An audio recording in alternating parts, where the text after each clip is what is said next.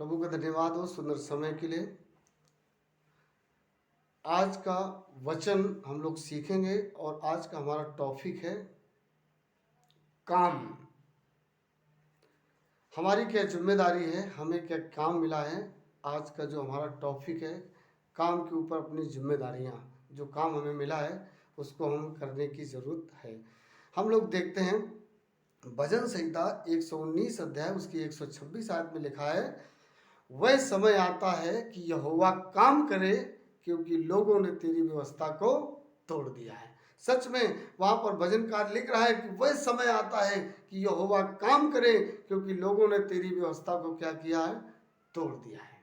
और जब हम लोग आगे देखते हैं यूहन्ना रचित सुसमाचार 5 अध्याय उसकी 17 आयत में, वहां पर यीशु मसीह ने कहा, मेरा पिता अब तक काम करता है और मैं भी काम करता हूँ। सच में हमारा यीशु मसीह भी काम करता है, उनका पिता भी काम करता है। परमेश्वर का धन्यवाद हो।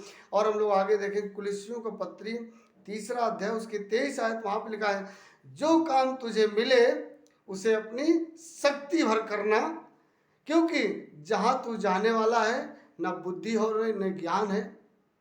इसलिए जो काम हमें और आपको मिला है हमें आपको पूरी शक्ति से करने की जरूरत है। यहाँ पर हम लोग कुलिस्सियों की पत्री देख रहे 3 अध्याय उसकी 23 आयत, वहाँ पर लिखा है, जो काम तुझे मिले अपनी शक्ति भर करना, यह समझकर कि हम मनुष्यों के लिए नहीं परंतु परमेश्वर के लिए कर रहे हैं। हम कोई भी काम करते हैं ये समझ के करें कि हम मनुष्यों के लिए नहीं परंतु परमेश्वर के लिए कर रहे हैं। जब हम ये सोच के करेंगे तो परमेश्वर हमें और आपको बहुत ऐसी आशीष देगा, हमारे कामों पर सफलता परमेश्वर देगा। और आगे हम देखेंगे सबोपदेशक उसका 9 अध्याय उसकी 10 आयत, वहां पर लिखा है, जो काम तुझको मिले उसे अपनी पूरी शक्ति भर करना, क्योंकि जहां तू जाने वाला है उस समय जो समय आने वाला है वहां फिर तुम कोई प्लानिंग नहीं कर पाओगे।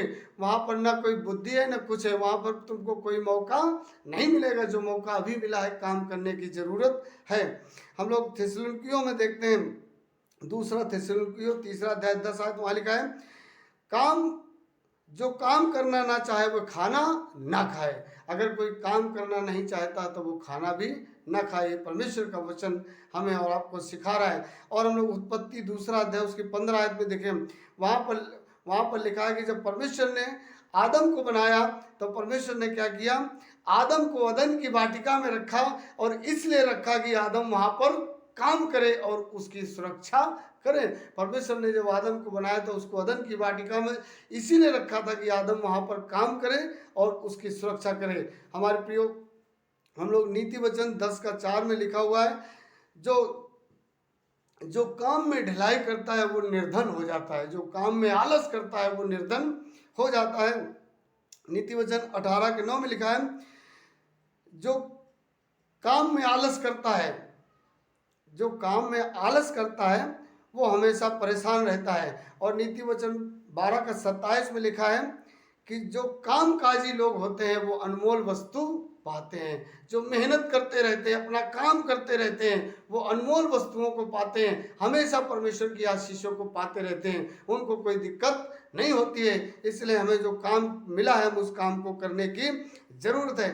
1 शमूएल 17 अध्याय उसकी 28 आयत में लिखा है कि दाऊद जो राजा बना वो क्या करता था, वो भेड़ और बकरियों को चराया करता था।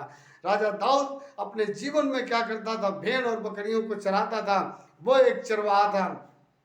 और लूका के बारे में लिखा हुआ है कि लूका कपड़े बेचता था और एक वैद्य भी था, मतलब प्रभु का सेवा भी करता था और कपड़े भी बेचता था और डॉक्टरी भी करता था।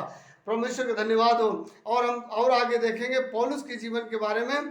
प्रेरितों काम 18 अध्याय उसकी 3 आयत में लिखा है कि पौलुस क्या करता था, तंबू बनाता था। उस समय लोग तंबू कहते थे, आज के समय में लोग टेंट बोलते हैं। और आगे देखें दानियल के बारे में, दानियल 5:11 वहां पे लिखा है, दानियल एक कर्मचारी था। दानियल क्या करता था, दानियल एक कर्मचारी था और वो भी अपना काम करता था और काम के साथ सेवा भी करता था। और हम लोग देखेंगे यीशु मसीह के बारे में, मत्ती रचित सुसमाचार 13 अध्याय उसकी 55 आयत में लिखा है, यीशु मसीह स्वयं बढ़ई थे। यीशु मसीह स्वयं बढ़ई थे और बढ़ई के परिवार में जब पैदा हुआ यीशु मसीह ने, तो यीशु मसीह ने बढ़ई का काम किया।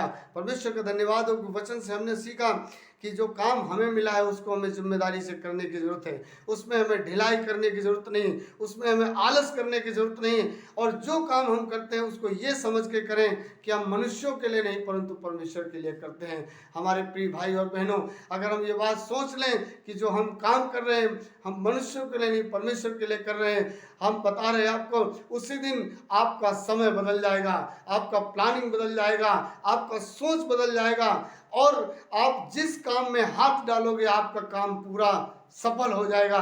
कोई भी काम आपका रुकेगा नहीं।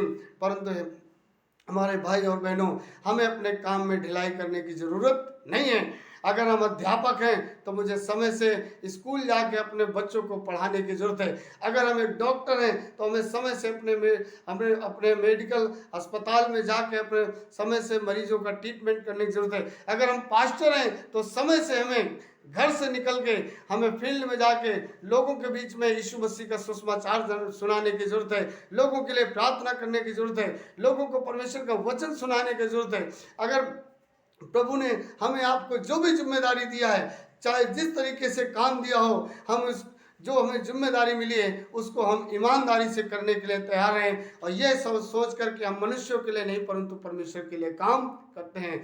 जब हम ये समझ के काम करेंगे तो परमेश्वर हमें आपको बहुत ऐसे आशीष देगा। आइए इस वचन के द्वारा परमेश्वर आप सबको आशीष दे। एक छोटी सी प्रार्थना करेंगे।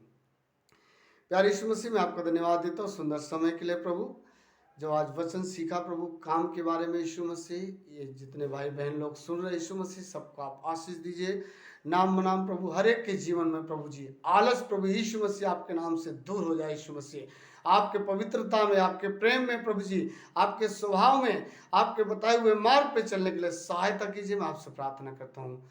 हम सभी पर आपका आशीष मांगते हैं परमेश्वर, बड़े विश्वास के साथ बिनती यीशु मसीह के मीठे पवित्र नाम से मांगते हैं, आमीन।